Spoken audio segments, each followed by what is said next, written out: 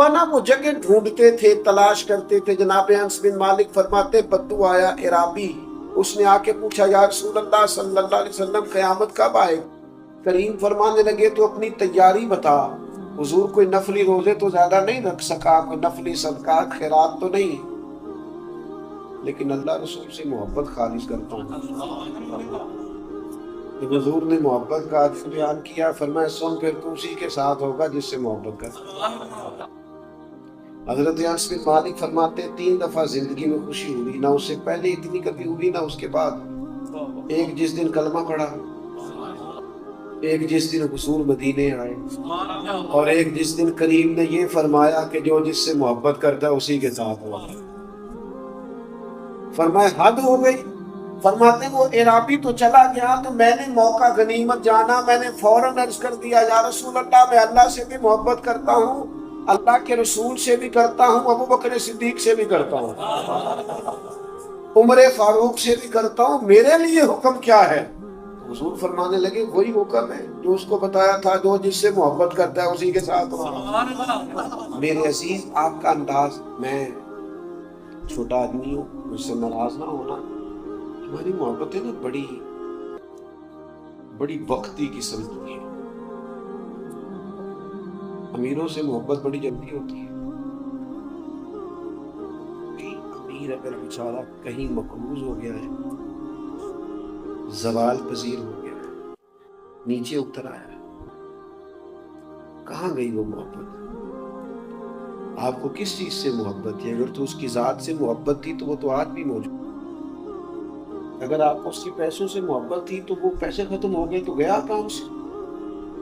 मैंने अपनी जिंदगी में ऐसे लोग देखे कि वो एक जमात के कारकुन थे, एक आस्थाने के खादिम थे, बड़ा वक्त गुजारा, फिर बेचारों पर हालात कुछ और आए।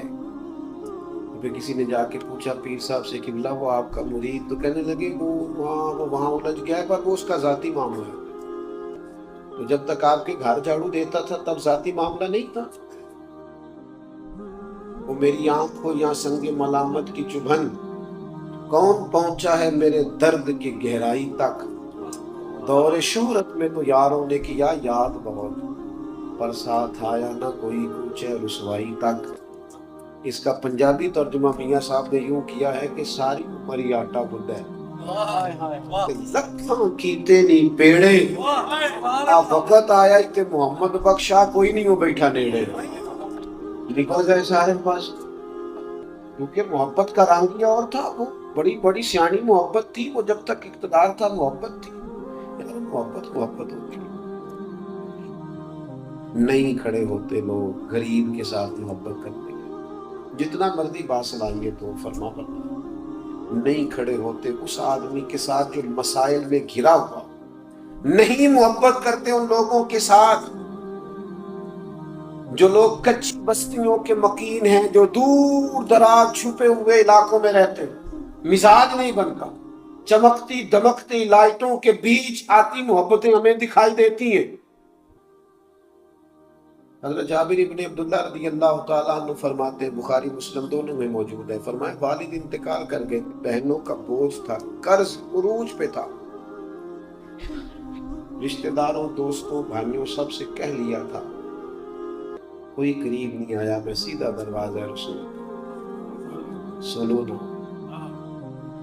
वो भाई एक टेलीफोन नहीं करते किबला हजरत साहब माशा चौधरी साहब सेठ साहब, एक फोन सिफारिश का करना मुश्किल होता है। फरमाते मेरे नबी करीम अलैहिस्सलाम उस यहूदी तक मेरे साथ गए, फरमाया बेचारा मजबूर हो गया, दे देगा तेरे पैसे। एक मकरूस के साथ आपका प्यार, मसाइल में पूरी तरह घिरे हुए शख्स के साथ मोहब्बत। आपने मुझसे नाराज नहीं होना, गलत फहमियों का शिकार ना हो जाना जिंदगी में कि सारे मुझसे लालची करते हैं। भला आप क्या हैं, भला मैं क्या हूं, क्या दे सकते हैं हम किसी को? ये इस गलत फहमी और खुश फहमी से बाहर आ जाएं, खुदा का शुक्र अदा करें कि अल्लाह तबारक व तआला ने कुछ लोगों की उम्मीदें हमारे साथ वाबस्ता की। लेकिन हर वक्त किसी खुशफहमी में उलझे रहना कि फलां को भी काम पड़ा तो मुझे फोन कर लिया, शुक्र कर तुझे फोन कर लिया, अल्लाह का शुक्र कर, उसका ख्याल था।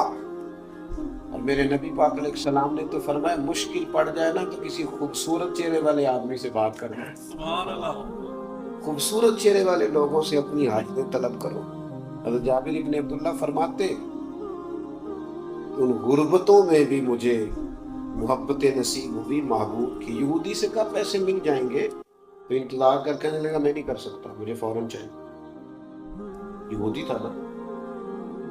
نبی پاک علیہ السلام نے ڈیوٹی نہیں لگائی۔ اچھا میں اکثر غور کرتا ہوں اس حدیث پر تو میں کہتا ہوں اکثر سرکار ڈیوٹی لگاتے تھے، حضرت عثمان غنی کی لگا دیتے، چٹکیوں میں مسئلہ حل ہو جاتا۔ حضرت عبد الرحمن ابن عوف کی لگا دی، چٹکیوں میں مسئلہ حل ہو جاتا۔ اور اگر اگر اگر اگر حضور کہہ دیتے جناب صدیق اکبر یا مولا علی شیر مجاز رنگ کیا ہوتا ہمیں بتا سکتا ہے، لیکن آپ نے جس سے محبت کی ہے، جس نے آپ کی غلامی کا دم بھرا ہے، وہ جس طرح آپ کو دکھ سنا کے مطمئن ہو سکتا ہے وہ شاید کہیں اور نہ جانا چاہتا۔ میرے کریم نے کہا جابر تو فکر کر، اگر وہ نہیں مانا تو تیرے پاس جتنی کھجوریں بعد میں پک گئی ہیں نا وہ ساری ایک جگہ جمع کر، اور جب جمع ہو جائیں تو پھر مجھے بلا۔ اس کو کہتے ہیں لاجپال، اس کو کہتے ہیں لاج، ہاں فور نہیں جو صاحب گاڑی بھگا کے نکل گئے۔ پہلے وہ کہتے تھے کہ میرا بڑا پیارا ہے، آپ کہتے ہیں اس کا ذاتی معاملہ، میرا لینا دینا کچھ نہیں۔ اللہ کے حبیب علیہ السلام نے فرمایا جب کھجوروں کا ڈھیر لگ جائے تو مجھے بلا لینا۔ جناب جابر ابن عبداللہ کہتے ہیں میں نے پیغام دیا یا رسول اللہ کھجوریں پک گئی پر بڑی تھوڑی ہیں، قرض ادا نہیں ہوگا۔ کہتے ہیں حضور تشریف لائے۔ میں نے سنا ہے وہ من سنور کر میری عیادت کو آ رہے ہیں۔ کہتے کریم تشریف لائے، منظر بڑا انوکھا تھا، حضور میرے باغ میں آئے، چل کے آئے، گویا کما پیاسے تک آیا۔ فرمایا ایک چکر حضور نے لگایا باغ کا، فرمایا بلا جس کا تو نے قرض دینا ہے تولتا جا اور دیتا جا۔ جناب جابر بن عبداللہ فرماتے ہیں کھجوریں ساری دے بھی دی، قرضے اتر بھی گئے، پہلے سے زیادہ بچ بھی گئی۔